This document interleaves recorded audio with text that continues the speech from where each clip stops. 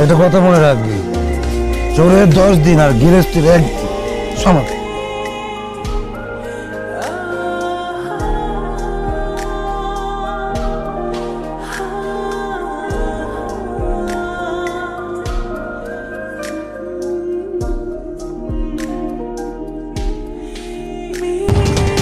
আজকে গৃহস্থের দিন। এই বাজার মাথা গরম করিস না বন্ধু। আজকে গৃহস্থের দিন। এদিকে ওই মা এদিকে। হ্যাঁ কি হয়েছে? কত দানে কত সালে আমি তোরে বুঝামো। তুই কি পাইছস আমারে? হ্যাঁ আমি বাঘ তুই আমার তোর গোলাম বানাইছস? পুরা গ্রাম আমার গোলাম, এমন আমার গোলামি করে। আর তুই কি বানাইছস আমারে তোর গোলাম? হ্যাঁ মাইসে কই তুই নাকি আমার জামাই? তুই জামাই নাকি আমি জামাই? হ্যাঁ তুই আমার লাড়ির বই দেখাস? হ্যাঁ লাড়ির বই দেখাস? এই গ্রামে যত বাসদার আছে সব বাসদারের কইছি দেখ, সব তোর পিঠে ভাঙবো, তোর পিঠে ভাঙবো, তোর পিঠে ভাঙবো। মাথাটা শেষ করে দিছস, শেষ করে দিছস। তোরে আমি খাইছি, তোরে খাইছি, তোরে শেষ করে ভাঙবো। আমি ওরা মনে দিছি শেষ করে খাইছিস বাবা। সারে দেওয়ারে মানুষ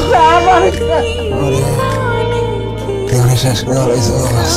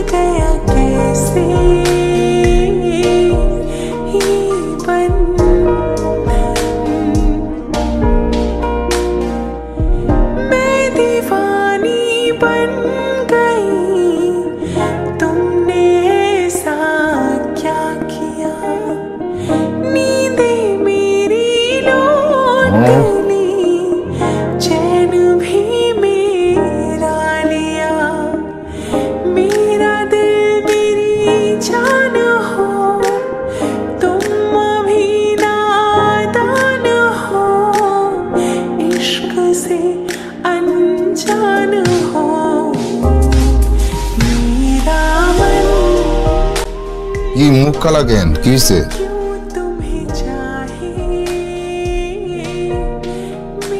কিরে কথা নাই?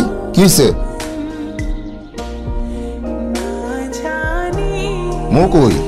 মো তুই কেমনে আশা করস এত মারধরের পর একটা মাইয়া থাকবো?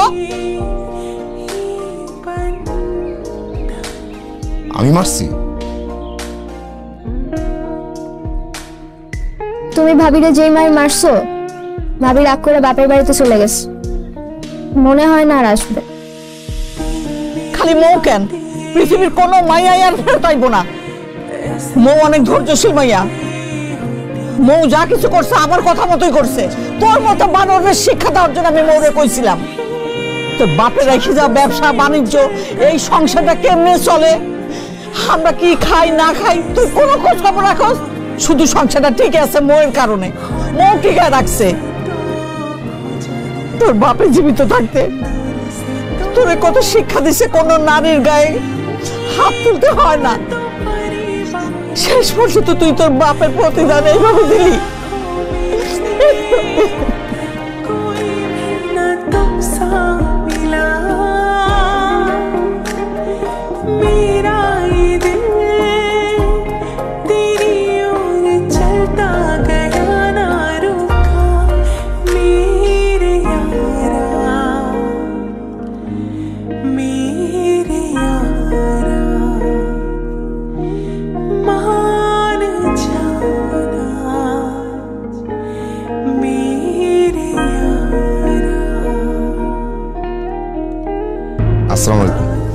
ওয়ালাইকুম আসসালাম। জামাই বাবাজি, তুমি কখন আইলা? আর এখানে খাড়া আছো কেন? ভিতরে চলো। এই দেখা যাও, জামাই আইছে। মা ভিতরে যাবো না, মোর সাথে দেখা করে বাড়ি যাবো। বাবা কেমন আছো? জি বাবা ভালো, আপনি ভালো আছেন? আলহামদুলিল্লাহ। আসো ভিতরে আসো। এই তুমি বাজারে যাও, জামাই আইছে, আজকে খাইয়া দেয় তারপর যাইবো। মা ওই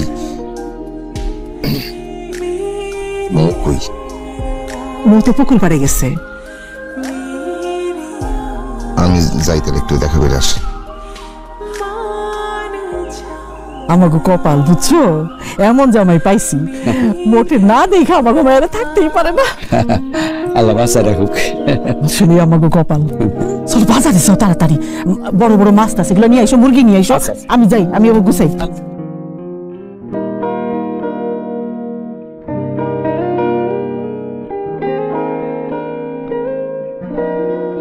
मेरा मन क्यों तुम्हें चाहे, मेरा मन। আমি যা করছি ক্ষমার অযোগ্য, তারপর আমারে মাফ করে দাও। আমি অনেক বড় অপরাধ করে ফেলেছি। আসলে সেন্সে থাকলে আমি এই কাজ করতে পারতাম না। তুমি আমারে মারতে পারো, খালি এখন না, সবসময় মারতে পারো, তা আমারে ক্ষমা করে দাও।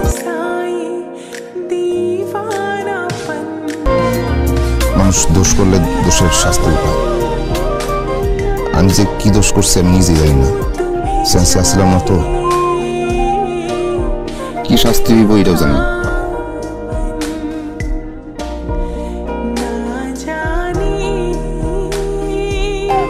আমারও ভুল ছিল, আমি আপনার সঙ্গে একটু বেশি বেশি করে ফেলাইছি, তাই না? হাতের মধ্যে যদি জোরে চাপ দিয়া বালি ধরি সেটাও পড়ে যায়। আর আপনি তো বিগ হাউস আবুল বাসার,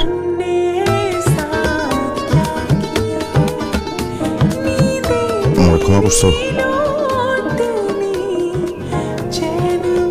আপনি এইসব তো আমি মনেই ধরি না। তোমার শাসন আমার ভালোই লাগে। ছোটবেলায় আব্বা আমার শাসন করতেন, যাতে পরিপক্ক একটা মানুষ হই। আব্বা চলে গেল, আমি যদি আগেই পরিপক্ক হইতাম, আব্বা খুশিতে খুশিতে বিদায় নিতে পারতেন। তাহলে ওখান থেকে আপনি আমার আব্বা ডাকবেন। ডাইনি ফেরত হইছে।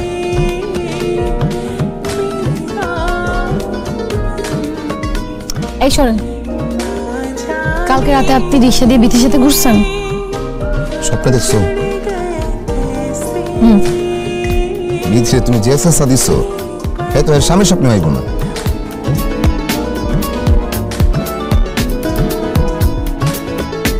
আসলে সেন্সে আসছিলাম না, অনেক বড় অপরাধ করছি, এসব মনে রেখো না। টাকা আপনি মনে রাখেন না, মাফ করে দিচ্ছি।